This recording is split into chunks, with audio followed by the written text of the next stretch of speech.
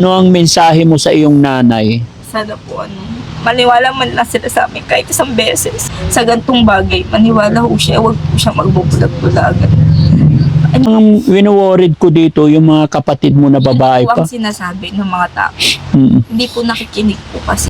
Sinundo po ako ng stepfather ko po sa may school. Ang nanay ko po hindi sumama. Tapos lasing po yun. So, yung stepfather ko po, sabi niya, kaya lang naman nagkagusto ko sa nanay mo para lang makuha po kita. Hindi po. Kung sabihin may balak yung stepfather mo. Kasi hinalikan niya po ako sa ganito. So, nagsabi po ko sa nanay ko, hindi naman po akong pinansin. Kasi daw po kesyo, malandi daw po ako kasi kung suporta yung nanay ko. So, ibig sabihin lumalabas na parang ang kalaban ninyo, yung nanay ninyo. Opo, hindi po siya naniniwala. Hindi siya naniniwala kahit na sinasabi ninyong ng mga anak. Maling daw po kami. Nakubuko ba? Parang tarpol. Nakubuko ba ang bahay? Hmm? Lilit na kubuko. Stop. Tingnan mo, may bata sa bintana, bro. Yan. Puro tarpaulin yung bahay nila. Di ba bata ba yun? Parang bata doon.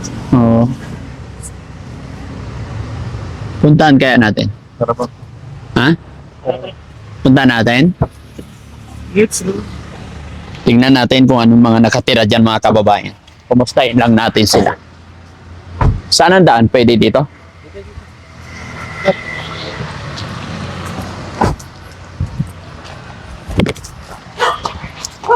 Ay, may aso. Hmm?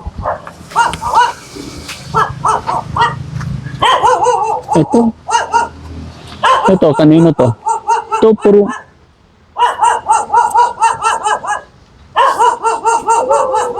Pero ganun ang bahay, no? Pakita mo.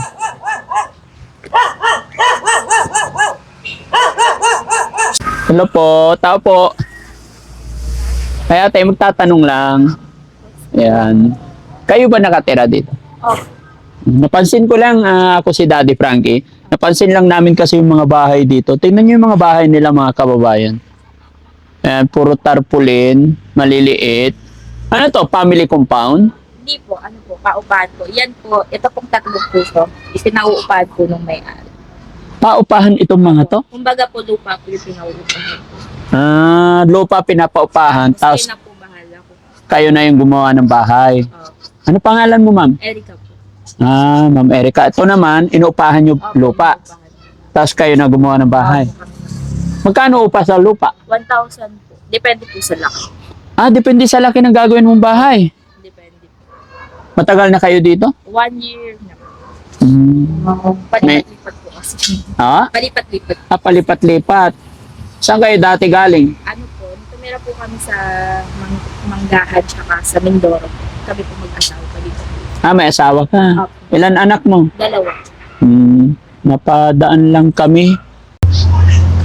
Ano po sa dyan yung puso? Pasensya ka na, no? Kami mga charity vlogger. Nag-iikot-ikot lang kami. Naghahanap kami ng mga senior, yung mga mahihirap. Gusto naming abutan ng kaunting tulong. Ako si Daddy Frankie. No? Ilan taon ka na? 22 po. 22. Ilan na anak mo? 2 po. Saan nagtatrabaho asawa mo? Sa DPWH po, ano po siya, Kaminero. Kami ni Opo, nagagawa po sila ng mga kalsado. ah, Construction. construction. Okay. Pasok Ila- po kayo. Sige lang. Dito po may puwan po ako. Saan siya pwedeng umupo? Dito na lang po ako kasi nalugod po kasi siya. Tapos dito ka. Ay, dito ako. Opo. Papasok talaga tayo. Maliit lang. Ayun, mga kababayan, ano? Yaman din lang po na nakapasok tayo dito at dahil naging agaw pansin yung bahay-bahay nila dito at puro tarpaulin. Si ate, anong pangalan mo ulit ate? Sorry? Erica. Huwag kang matakot sa amin, mga charity vlogger kami. Yun, gaya na aking sinabi. Naghanap kami ng matulungan. So, gaano ka nakatagal nakatira dito ate? 1 year. 1 year na. Po kami sa dito po tayo Okay lang? Okay. Pwede ba makipagkwentuhan sa'yo? Sige. Pasok tayo mga kababayan. Sige po, wag niyo na po. Hindi, okay lang. Kaya yung tsinelas mo nasa labas eh. Tapos ako magpapasok. Ang cute ng bahay nyo. Ayan. Maliit lang po talaga siya, sir. Pagpasensya niyo. Hindi, okay lang. Ito lang po kasi yung nakayanan namin. Anong trabaho mo? Po, naglalako po ako ng mga banana queue. Dumating po ako sa point niyan. Tapos po, nag-tutor po ako. Tutor ng... Mga bata po. Lahat po yung ginagawa ko po. Kasi po, kung aasahan ko lang po yung asawa ko, kulang po. So, yun po. Kaya, bata pa po kami. Wala po akong aasahan na magulang. Wala din po siyang aasahan. Saan ba ang mga magulang mo? Yung magulang ko po ay hiwalay. Hiwalay sa asawa? Opo, magkahiwalay po sila. Ang tatay ko po ay nasa Manila po. Ang magulang mo? Ang tatay ko po nasa Manila. Ang nanay ko po ay nandyan po sa Perez. Dito po. Dito po sa Perez. So, kung... Nagtutulungan po kasi kayo mag-asawa. Wala po kasi kayo maano sa nanay ko po, pati sa tatay ko, pati sa nanay niya. Kasi kumbaga po, sabi ng mga magulang namin, panindigan po namin ng pag-aasawa po namin. Oo. Opo. So, ikaw nagpapakain ng sa mga tatlo mong kapatid? Dalawa. Ay, dalawa. Opo. Kumbaga po, yung kapatid ko po, nagtatrabaho po sa car wash, 200. Natulong naman po siya, pero ako po talaga lahat nagpapakain. Parang ikaw ang magulang nila. Bakit? Bakit sa'yo? Kasi nga po naghiwalay po, ayaw po nila sa ano po, sa mga magulang ko. Kasi nung simula po nung nag-aano na po, makwento ko lang po. Nanay ko po kasi talaga yung nagloko po. Bata pa lang po ako, umuwi na po yung, pag umalis po yung tatay ko, stay in po kasi sa trabaho ng tatay ko. Ako lang po yung nagpapaiwan sa akin. Bata pa po ako nun, 9 years old po. Ang mga kapatid ko po ay mga nasa 7, 4, 3, sunod-sunod po yun. Ako po ang nagpapakain, nagpapaligo. Nanay ko po nasa lakwat, siya, ganun po. Kumbaga ako lang po yung tumayo sa magulang kumpara po sa nanay ko. Hindi ko po sinasabi sa tatay ko po yun kasi syempre po ang isip ko, pag sinabi ko po maghihiwalay po. So ang nangyari po, ako po nagiging nanay po. Kaya po ngayon, sakit pa rin po yung mga kapatid ko, umuwi po talaga. Then ano po, isang araw po, dumating po yung araw na nalaman po ng tatay ko na maghihiwalay na kasi sila po. Umamit po yung nanay ko. Magulo po kasi, hindi ko po kasi masabi na iiyak pa rin po hanggang ngayon. Yung nanay ko po, inamin niya po kasi nahuli na po siya ni Papa na wala dyan. Ang nangyari po, ako po ang sinisin ng tatay ko. Bakit hindi ko daw agad sinabi? Ang point po kasi, ayoko po mag-iwalay mga magulang ko. Yun po, nag-iwalay sila, nagkagulo. Hanggang napabarikada po ako kasi hindi ko alam po kung paano ko po sasabihin sa mga kapatid ko yung mga nangyayari po sa akin. Bakit? Ano nangyayari sa inyo? Yung pong hindi po nila kasi bata pa po din nila maintindihan po na. Oo. Bakit maghiwalay mga magulang mo namin? Yung nanay ko po, nandun na po sa kabit niya, sa asawa niya po na ngayon. Tapos yung tatay ko, para po nawala na po siya sa sarili na gusto niya lang po mapabalik yung nanay ko. Tapos kami napabayaan na po. Yung mga kapatid ko po, hindi pa po nakukuha ni mama. Yan po, pag-alagala lang din po. Pero po nag-aaral po kami kahit po nagkaganon po yung buhay namin. Agad dumating po na kinuha po kami ni mama, kami mga babae po. Tapos po, mga 2 years po kami magkakasama po. Tapos, dumating po yung high school na po ako. Sinundo po ako ng stepfather ko po sa may school. Ang nanay ko po hindi sumama. Tapos lasing po yun. May kwento ko lang po kasi kaya po ako napunta dito para po maano ko po kung ako napunta dito. Ano po, pinuntahan po ko sa school para sunduin. Tapos po, di po pauwi na po kami. Ano niya po ako dyan sa, kung mapapansin niyo po, kung makakapag-ikot po kayo dyan, may open area po dyan. Ininto po ako dyan ng stepfather ko.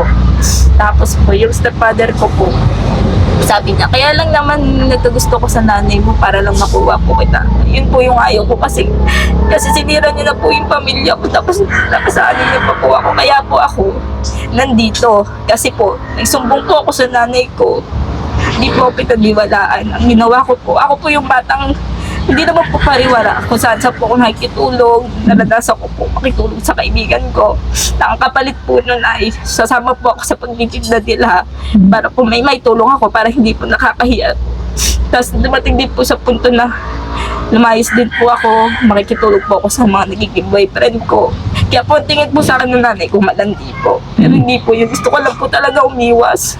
Gusto ko lang po umiwas talaga kasi So ibig mong sabihin may balak yung stepfather mo? kasi po, last December 2019 po, ay 18 po, ano po, hinalikan niya po ako sa ganito. So, nagsabi po ako sa nanay ko, hindi naman po akong pinansin. Kasi daw po kesyo, malandi daw po ako kasi kung saan-saan po ako nakakarating. Kasi po ako po yung, gusto ko po lang makawala. Chinat ko po yung asawa ko po ngayon na kunin mo na lang ako dito kaysa naman maano po ako. Magsama na lang po tayo, yun po yun.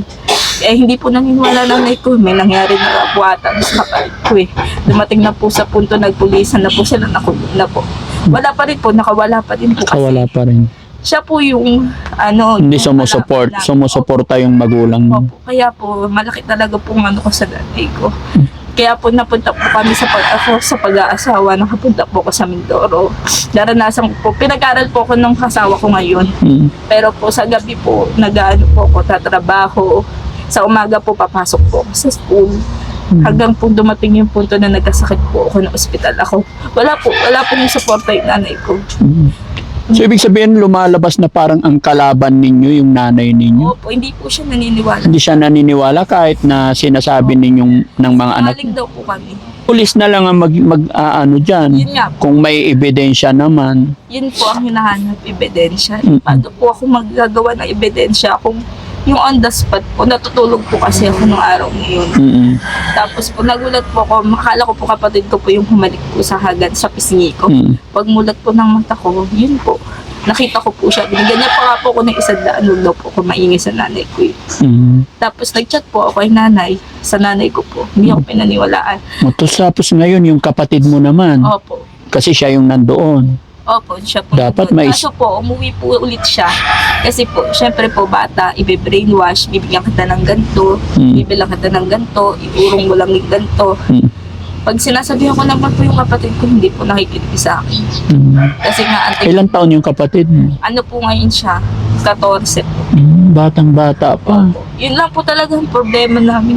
Tapos dumating po ako sa punto ng, di ba po ang bata po ang inom-inom. Ako po yung taong yun. Uminom po ako. Buti na po ako marip ng 4 na lalaki pa sa kainuman ko po. Eh, wala rin po naniniwala sa akin. Kaya po, nag-asawa na lang po talaga ako kasi yung taong asawa ko po, siya po yung naniniwala sa akin. Lahat po nasumbong po siya. Siya yung naniniwala sa akin. Kaya po, kaya sinabi ko po sa sarili ko, magbubukod kami ng asawa ko. Pag may mangyari sa anak ko, magsusumbong po sa akin. Ano po, paniniwalaan ko po. Hindi ko rin po iiwanan yung anak ko kasi ganun po yung ginawa sa amin. Buti na lang ho, nandyan yung tatay ko kahit pa paano. Wala man physical na pag-aaragaw sa amin. Nandyan po nakasuporta sa amin. Yun lang mo yung sama ng loob ko. Kaya kahit ganito po kalit yung bahay namin, basta po sama-sama kami. Okay. Kaya ako ganito yung buhay ko namin. Kaya ako nag-asawa ng maaga. Pero kahit po mag-asawa ko ako ng maaga, pinagmamalaki ko po sa sarili ko na lahat po ng diskarte kaya kong gawin. Basta akong malinis na diskarte. Yun lang po yung kwento ng buhay ko na yung kinikimkim ko dito. Nakakatok po ako sa bawat bahay na pwede ko ba makitulog. Dumating po ako sa punto na kaya po tingin sa akin ng mga nakakilala sa akin. Pariwara pong bata. Pero hindi po nila alam yung mga pinagdadaan ko.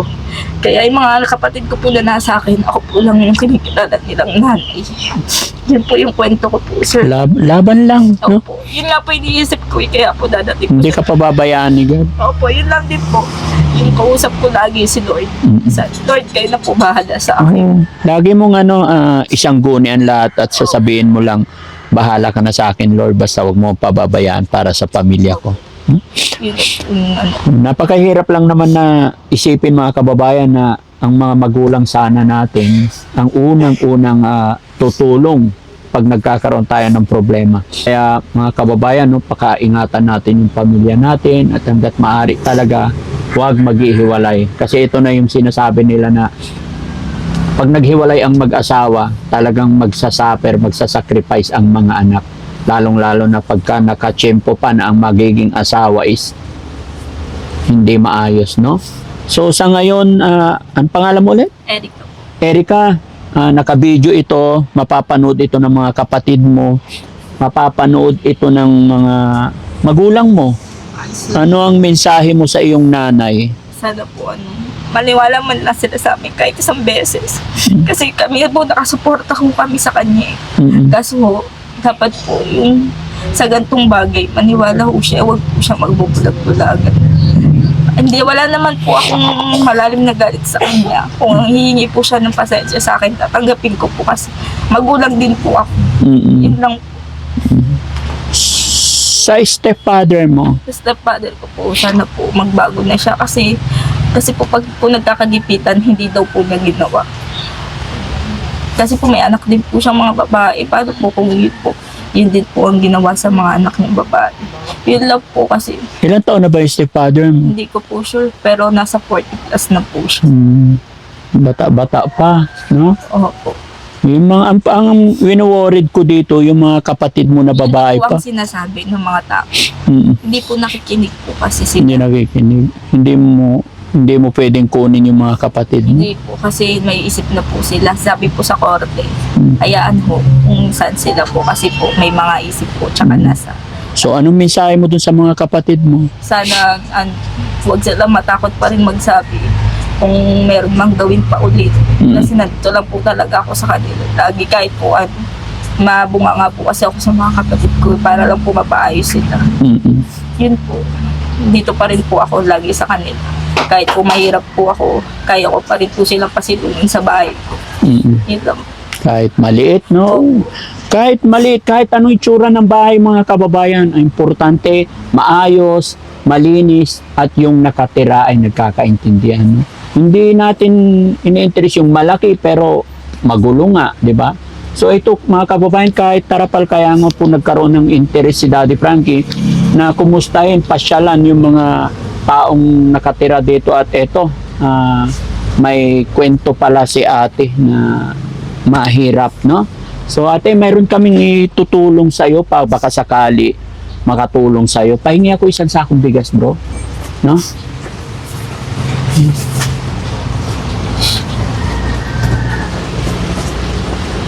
Maraming salamat po. Kasi po mahirap din po bumili ng ganyang isang sakong bigas po. Opo. No. So paano kayo namimili ng bigas dito? Ano lang po, pakilo-kilo. Pakilo-kilo. 5 kilo, 1 kilo. Ano lang pong maabot po ng budget po namin. Magkano na kilo bigas ngayon? Nasa 60 na po ngayon. 60. Paano yung may kuryente kayo dito? Meron po. Oh. Nakakonect po dun sa Nakikiconnect din. Opo. Erica, no? Erica? Opo. Ayan, Erica. O, ito. Yan. May isang sakong bigas. Sana makatulong, no? At saka, syempre, bibigay ako ng kaunting tulong financial, no? Ayan. Salamat po naman. Erica, may 10,000 ako dito. Sana mapaayos mo pa yung pangangailangan sa bahay nyo, no? Sana makatulong. Thank you po, sir. Maraming salamat po. Mm-mm. Hindi ko po inaasahan yung blessing nyo to.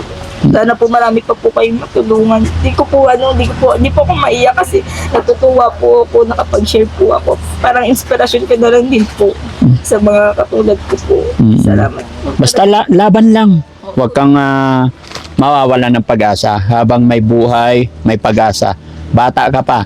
Tama yung mga sinasabi mo, pananaw mo. Huwag kang give up. Huwag kang titigil mangarap. Basta wala kang inaapakang tao. Hanggat kaya mong gumawa lahat ng trabaho na basta pagkakakitaan, gawin mo. Yung pera na bigay ko sa'yo, pag-isipan mo kung paano mo siya palalaguin or paanong gagawin mo. Basta ilagay mo sa maayos. Maraming salamat. Maraming salamat din sa iyo at ayun, alam ko malawak yung pananaw experience. Gusto ko lang kasi syempre maraming nangyayari na nag-iiwa-hiwalay. Pwede bang bigyan mo ng payo, magbigay ka ng minsay sa mga kabataan, sa mga dumaranas din ng pinagdadaanan mo na magiging magandang halimbawa sa mga kabataan. ano po, isa mga katulad ko po na takot po yung, kasi po ngayon po nauuso po yung mga, sa mga magulang po na hindi naniniwala. Nandyan lang po si Lord, kausapin niyo lang po, meron pong mag-a-advise sa inyo kahit hindi niyo nakikita. Laban lang niyo po sa buhay, kasi po ako kahit mag-isa, ang inaano ko lang po talaga yung nasa itaas. Huwag din po kayo matakot mag-share sa iba para po hindi lumabas po yung sama ng loob niyo. Yun lang po, kaya magdasal lang po tayo parati. Okay. So yan mga kababayan, mga kabarangay, no? Para maging aware din yung iba kasi karamihan napapanood nila sa TV lang. Pero ito, nakausap na natin, totoong nangyayari sa buhay nila. So i-share natin tong videos na ito para kapulutan ng aral at maging instrumento na hindi porkit may nagawang ganun is mananahimik na lang, no? So Erica, maraming salamat sa iyo. Sana makabalik kami dito, makumusta ka namin ulit kung ano ang mangyayari, ano? Okay.